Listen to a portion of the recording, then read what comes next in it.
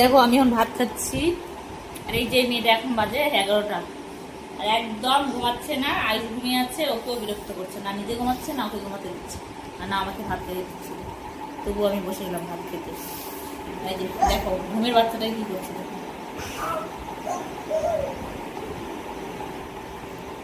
কার কার বাচ্চা এত রাত পর্যন্ত জেগে থাকে অবশ্যই কমেন্টে জানাবে।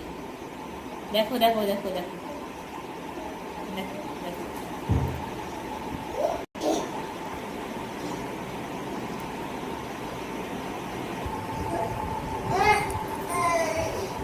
এত অত্যাচার করলে হয়?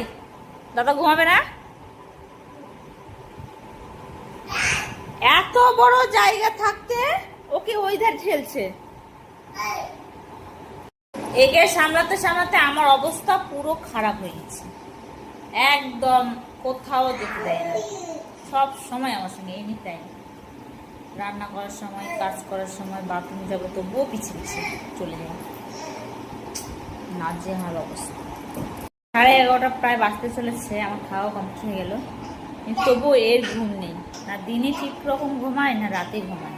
এই যে দেখো, তুমি ঘুমাবে না? তোমাকে ঘুমাবে না? ঘুমাবে না? তুমি ঘুমাবে না কেন? কেন কেন তুমি ঘুমাচ্ছ না? জন্য তোমার শরীরটা কত খারাপ হয়ে যাচ্ছে, দেখো তো। ঠিক রকম তুমি ঘুমাচ্ছ না, আমি মোবাইল পর্যন্ত দেখতে পারি না। একে দেখে মনে হচ্ছে ঘুমাবে। কি বলবো আমি, যারা কি করনি তারা খুব ভালো আছো, আর যাদের এরকম একটা করে, একটা দুটো করে আছে, তাদের তো অবস্থা পুরো খারাপ।